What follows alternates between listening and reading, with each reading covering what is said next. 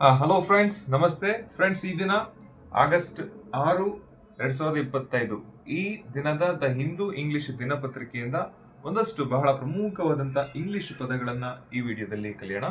Friends, ಮೊದಲ ಪದ ರಿಪ್ಯಾಟ್ರಿಯೇಟ್. Spelling REPATRIATE. ರಿಪ್ಯಾಟ್ರಿಯೇಟ್ ಅಂತಂದ್ರೆ ಫ್ರೆಂಡ್ಸ್ ಕನ್ನಡದಲ್ಲಿ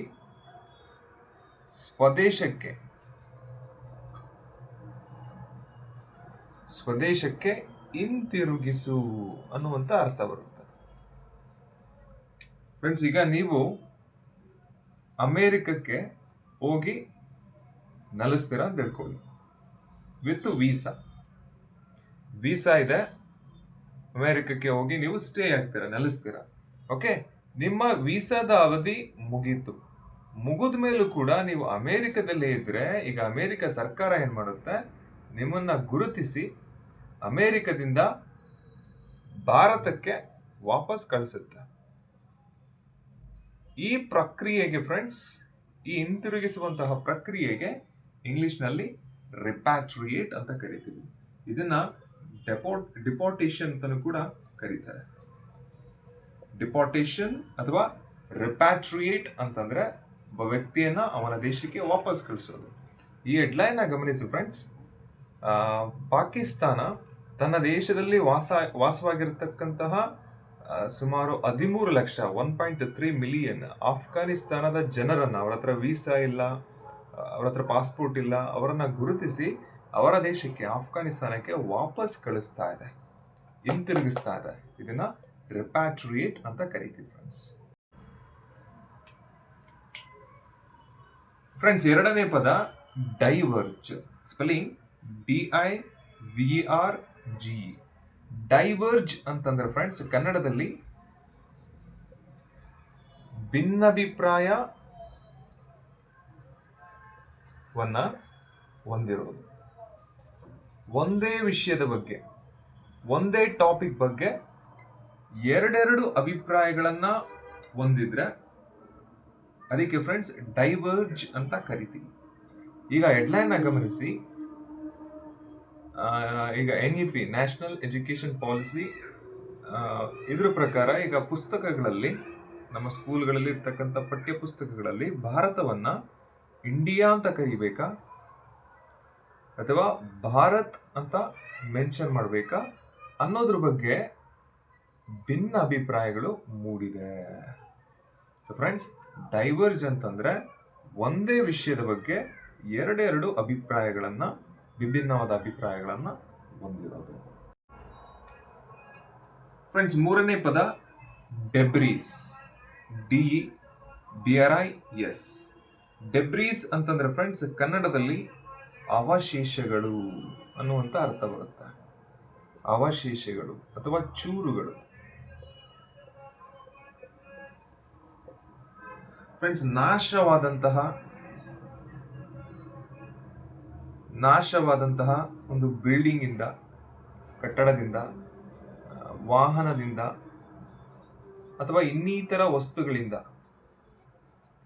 ಉಂಟಾಗುವಂತಹ ಚೂರುಗಳೇನಿದೆ, ಅವಶೇಷಗಳೇನಿದೆ, ಇದಕ್ಕೆ ಇಂಗ್ಲಿಷ್ನಲ್ಲಿ ಡೆಬ್ರೀಸ್ ಅಂತ ಕರಿತೀವಿ. ಈಗ ಭೂಕಂಪ ಆಗಿ ಒಂದು ಕಟ್ಟಡ ಕುಸಿದು ಬಿದ್ದರೆ ಅದರಿಂದ ಬಿದ್ದ ಕಟ್ಟಡದಿಂದ ಚದುರುವಂತಹ ಚೂರುಗಳು, ಇಟ್ಟಿಗೆ, ಸಿಮೆಂಟು, ತಾಸಿ, ಆ ಚೂರುಗಳೇನಿದೆ ಫ್ರೆಂಡ್ಸ್, ಅದಕ್ಕೆ ಇಂಗ್ಲಿಷ್ನಲ್ಲಿ ಅವಶೇಷಗಳು ಅಂತ ಕರಿತೀವಿ. ಓಕೆ, ಈಗ ಈ ಹೆಡ್ಲೈನ್ ಗಮನಿಸಿ. ಉತ್ತರಾಖಂಡದಲ್ಲಿ ಫ್ರೆಂಡ್ಸ್ ಪ್ರವಾಹ ಜರುಗಿದೆ. ಓಕೆ, ಈ ಪ್ರವಾಹದ ನೀರು ಮೇಲಿಂದ ಏನ್ ಮಾಡಿದೆ, ಮಣ್ಣು, ಕಲ್ಲು ಇದನ್ನೆಲ್ಲ ಹೊತ್ಕೊಂಡು ಬಂದಿದೆ. ಇದರಿಂದ ಆ ಪ್ರದೇಶದಲ್ಲಿ ಇದ್ದಂತಹ ಒಂದು ಶಿವನ ದೇವಾಲಯ, ಈ ಕಲ್ಲು, ಮಣ್ಣು ಅವಶೇಷಗಳಾಡಿ ಈ ಶಿವನ ದೇವಾಲಯ, ಏನ್ಷಿಯಂಟ್ ಟೆಂಪಲ್, ಅಂದ್ರೆ ಏನ್ಷಿಯಂಟ್ ಅನ್ನೋ ಪದನ ಮುಂಚೆ ಹೇಳ್ಕೊಟ್ಟಿದ್ದು ಫ್ರೆಂಡ್ಸ್, ಪುರಾತನ, ತುಂಬಾ ಹಳೇ ಕಾಲದ ಅನ್ನುವಂಥ ಅರ್ಥ ಬರುತ್ತೆ. ತುಂಬಾ ಹಳೇ ಕಾಲದ ಶಿವನ ದೇವಾಲಯ ಈ ಡೆಬ್ರೀಸ್ ಅಡಿ, ಈ ಅವಶೇಷಗಳ ಅಡಿ, ಮಣ್ಣು ಕಲ್ಲಿನ ಅಡಿ ಮುಳುಗೋಗಿದೆ ಅನ್ನುವುದು ಈ ಹೆಡ್ಲೈನ್ ಫ್ರೆಂಡ್ಸ್. ಸೊ ಡೆಬ್ರೀಸ್ ಅಂತಂದ್ರೆ ಅವಶೇಷಗಳು, ಚೂರುಗಳು. ಫ್ರೆಂಡ್ಸ್, ಈ ದಿನದ ಕಡೆಯ ಪದ ಆಜಿಟೇಟರ್. AGITATOR. ಆಜಿಟೇಟರ್ ಅಂತಂದ್ರೆ ಫ್ರೆಂಡ್ಸ್ ಕನ್ನಡದಲ್ಲಿ ಪ್ರಚೋದಕ ಅನ್ನುವಂತ ಅರ್ಥ ಬರುತ್ತೆ.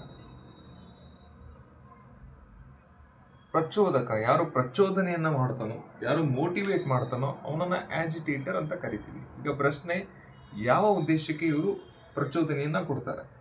ಫ್ರೆಂಡ್ಸ್, ಒಂದು ರಾಜಕೀಯ ಬದಲಾವಣೆಗಾಗಿ ಬದಲಾವಣೆ ತರೋದಕ್ಕೆ, ಅದು ರಾಜಕೀಯ ಬದಲಾವಣೆ ಆಗಿರ್ಬೋದು, ಸಾಮಾಜಿಕ ಬದಲಾವಣೆ ಆಗಿರ್ಬೋದು, ಅಥವಾ ನಿಮ್ಮ ಬೇಡಿಕೆಯನ್ನ ನೀವು ಈಡೇರಿಸ್ಕೊಳ್ಳೋದಕ್ಕೆ ಬೀದಿ ಬಂದು ನೀವು ಪ್ರತಿಭಟನೆ ಮಾಡಿ ಸರ್ಕಾರದ ವಿರುದ್ಧ ನೀವು ದಂಗೆ ಇಳಿ ಅಂತ ಯಾರು ಪ್ರಚೋದನೆಯನ್ನ ಕೊಡ್ತಾರೋ ಅವರಿಗೆ ಫ್ರೆಂಡ್ಸ್ ಇಂಗ್ಲಿಷ್ನಲ್ಲಿ ಆಜಿಟೇಟರ್ ಅಂತ ಕರಿತೀವಿ.